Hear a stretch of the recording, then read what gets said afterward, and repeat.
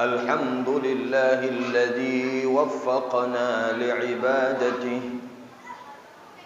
وشرع لنا شريعته مددنا بمدد من عنده أشهد أن لا إله إلا الله وحده لا شريك له وأشهد أن محمدا عبده ورسوله اللهم صل وسلم وبارك على سيدنا وحبيبنا وشفيعنا ومولانا محمد وعلى آله وأصحابه ومن تبعه ونصره ووالاه إلى يوم الميعاد أما بعد فيا أيها الناس أوصي نفسي وإياكم بتقوى الله فقد فاز المتقون قال تعالى ومن يتق الله يجعل له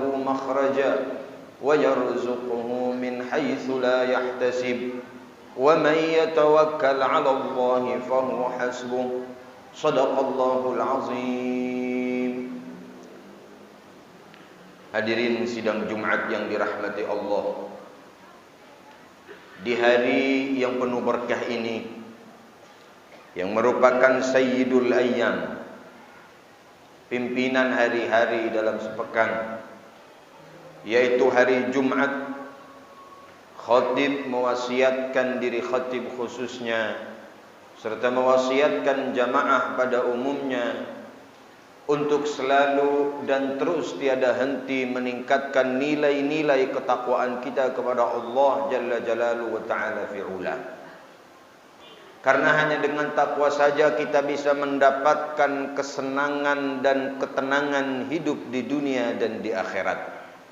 Karena hanya dengan takwa saja kita bisa mendapatkan keselamatan hidup di dunia serta di akhirat.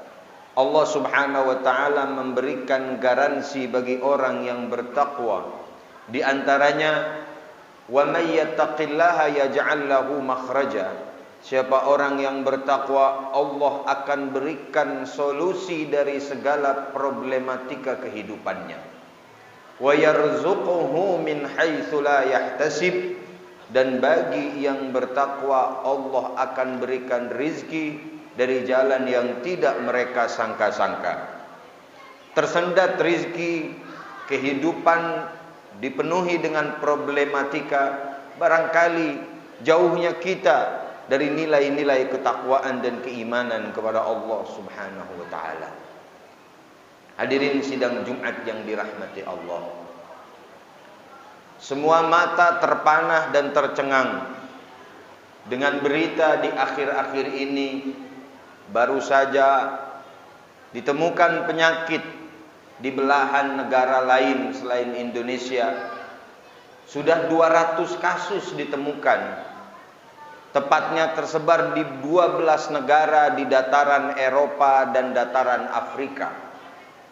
Yaitu yang kita semua sudah dengar, cacar monyet atau dalam bahasa Inggris disebut dengan monkeypox. Wabah yang baru saja timbul ini, WHO menyebutkan disebabkan karena hubungan sejenis laki dengan laki.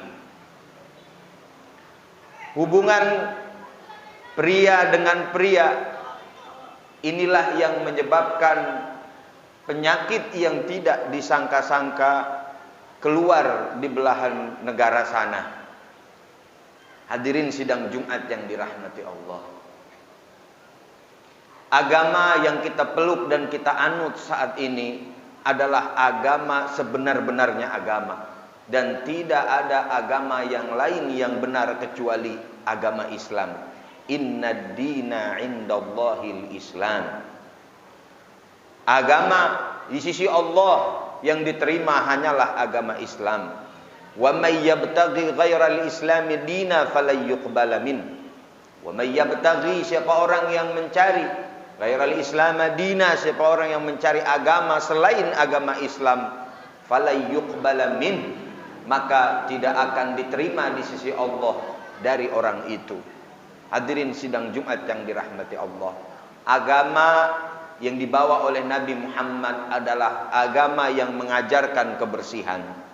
Agama yang dibawa oleh Nabi Muhammad adalah agama yang mengajar dan mengatur agar dunia ini berjalan sistematikanya dengan lancar dan baik. Allah mensyariatkan pernikahan laki dengan perempuan.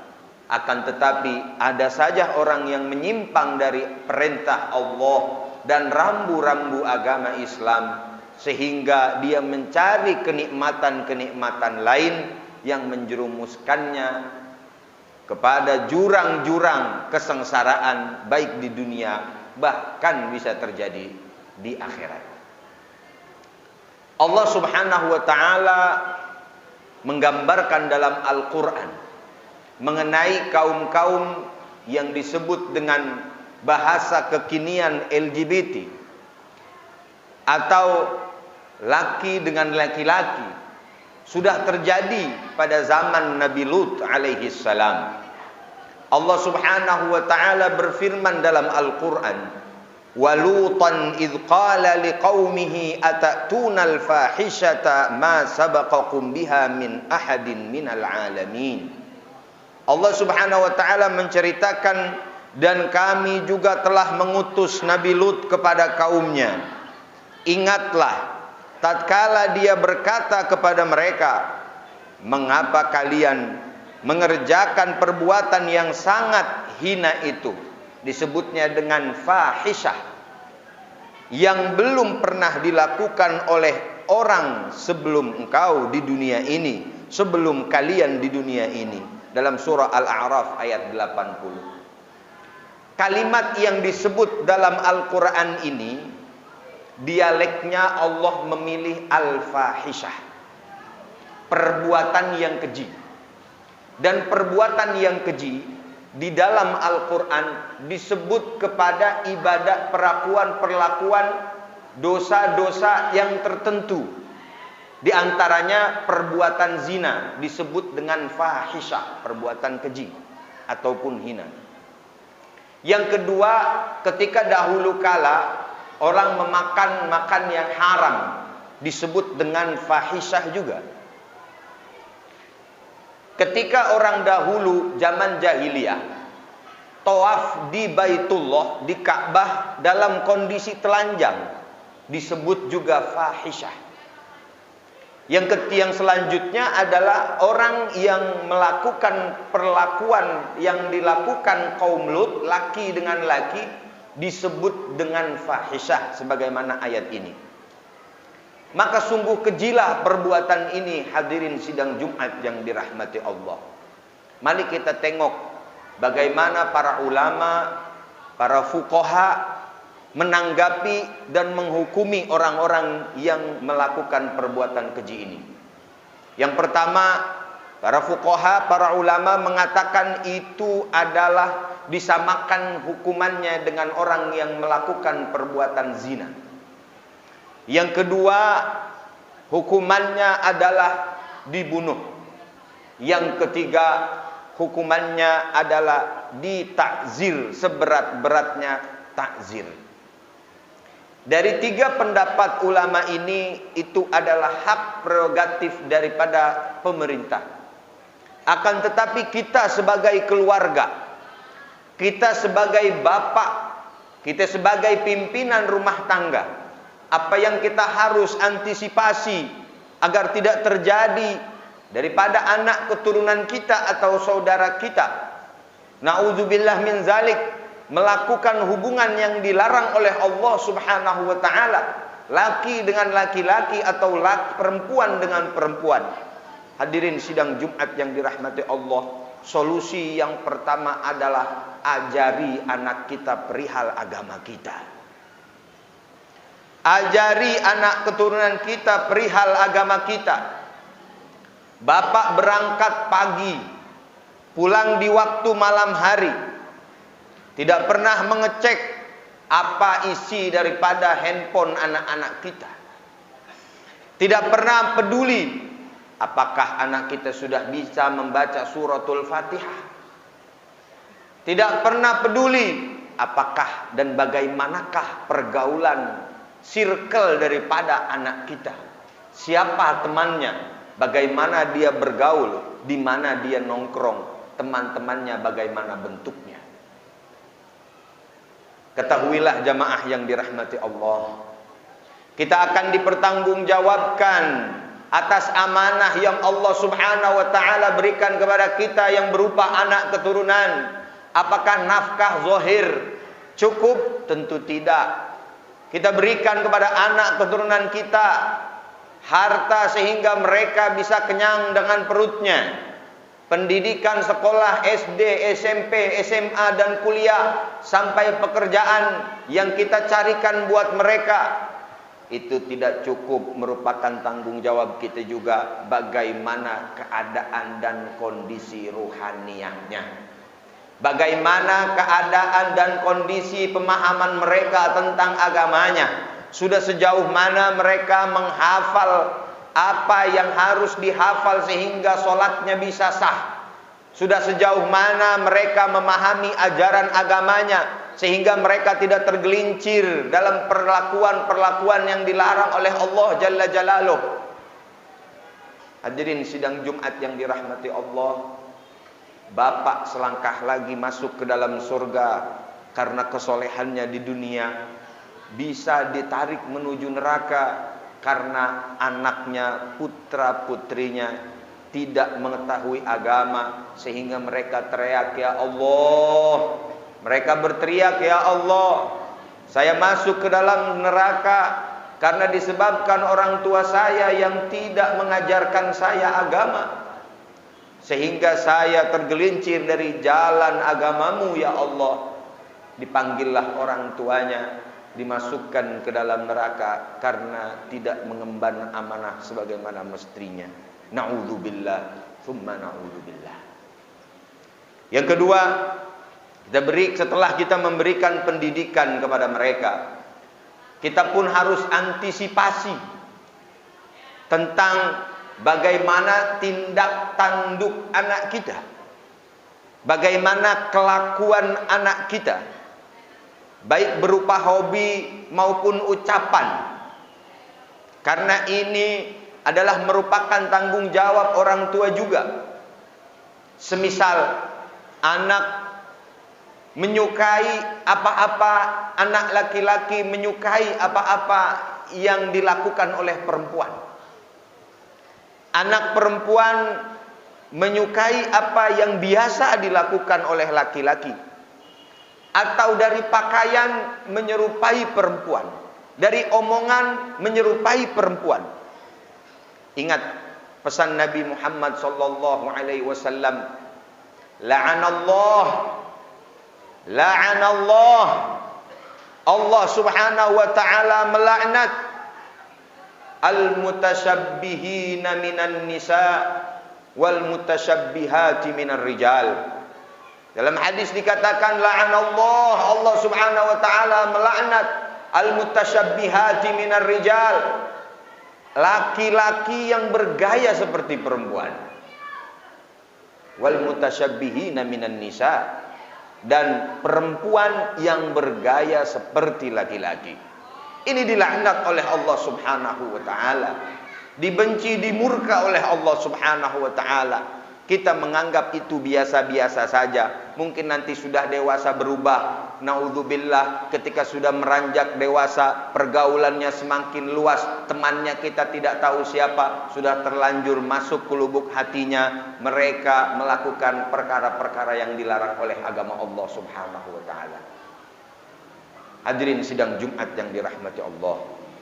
Yang ketiga, di antara solusi yang bisa kita lakukan adalah memilih dan memilah di mana anak kita mengenyam pendidikan, di mana anak kita belajar ilmu, di mana anak kita menyerap ilmu dari guru-gurunya. Dianggap biasa-biasa saja, Dianggap orang yang melakukan penyelewengan seksual itu dianggap biasa-biasa saja. Dan akhirnya dia bergaul dengan mereka seraya berkata, itu mereka, saya tidak, wahai ayahku. Ketahuilah, pergaulan itu sebagaimana para ulama mengatakan, as-sahib sahib wal aqarib aqarib. As-sahib sahib. Sahib itu, kawan itu, teman itu, sahib. Bisa menyedot perilaku satu sama lain. Bisa menularkan perangai satu dengan yang lainnya.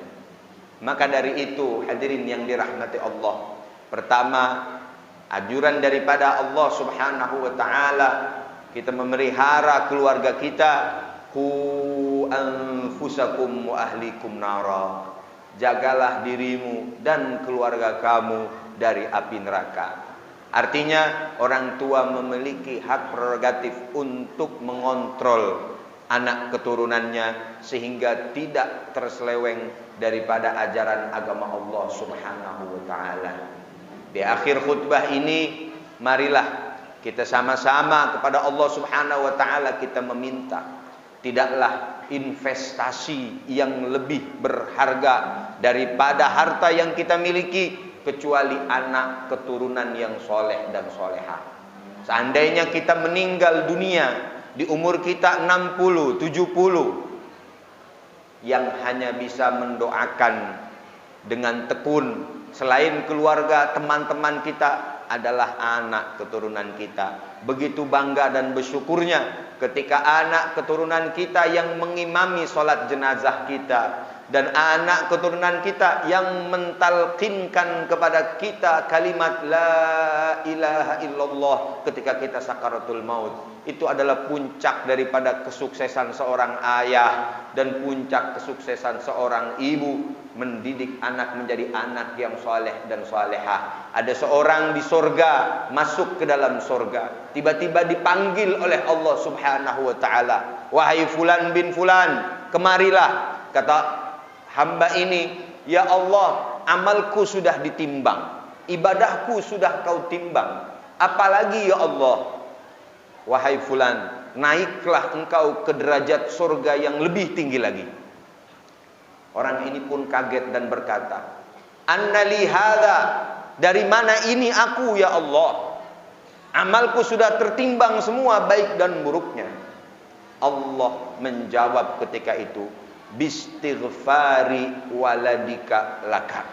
Karena istighfar, karena doa mohon pengampunan kepada Allah yang dikirimkan oleh anak dan putra putrimu, lalu dinaikkan orang tua ini surga ke derajat yang lebih tinggi. Semoga Allah menjaga anak keturunan kita dari pergaulan yang buruk. Semoga Allah Subhanahu wa ta'ala menjadikan kita dan keluarga kita orang-orang yang soleh mengikuti langkah baginda Nabi Muhammad. Dan semoga Allah Subhanahu wa ta'ala mengumpulkan kita dan keluarga kita di surga Allah bersama baginda Rasulullah sallallahu alaihi wa alihi wasallam. Aqulu qawli hadza wa astaghfirullahal azim li wa lakum wa lisairil muslimin fastaghfiruh. Innahu huwal ghafurur rahim. Allahumma salli ala sayyidina Muhammad wa ala alihi wa sahbihi wa barik wa sallim.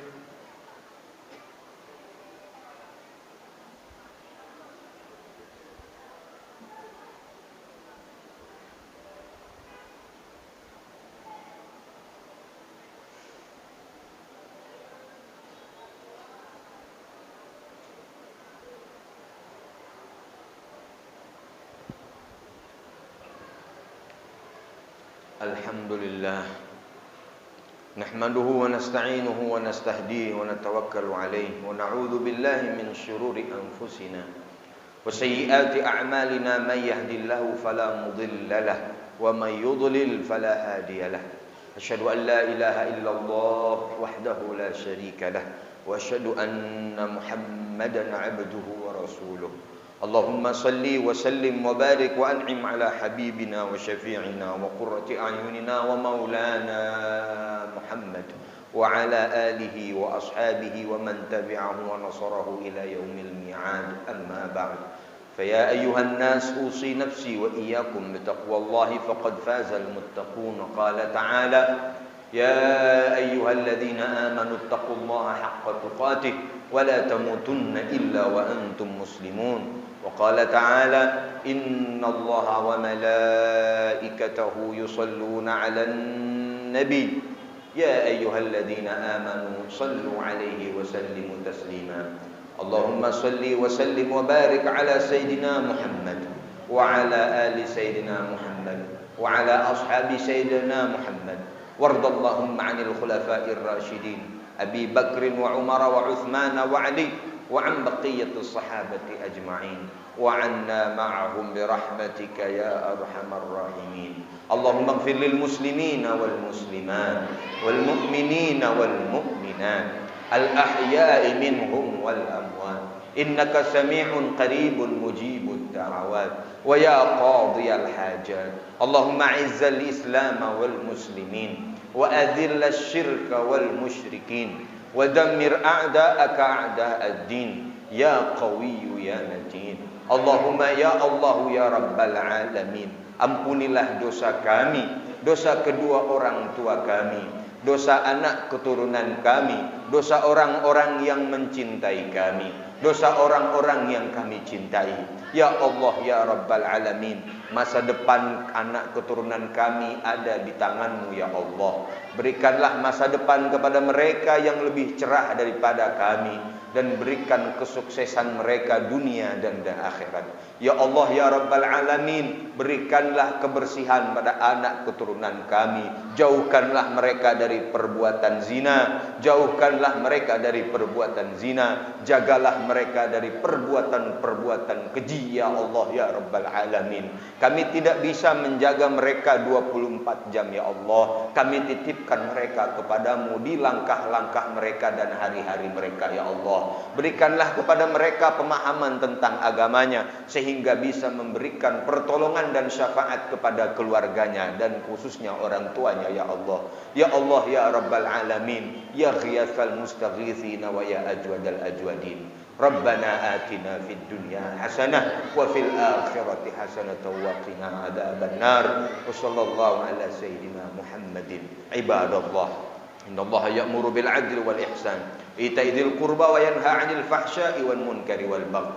Ya'idzukum la'allakum tadhakkarun. Fadhkurullaha yadhkurkum washkuruhu 'ala ni'amihi yazidkum wa yahdikum wa la dzikrullahi akbar. Qumu ila shalah.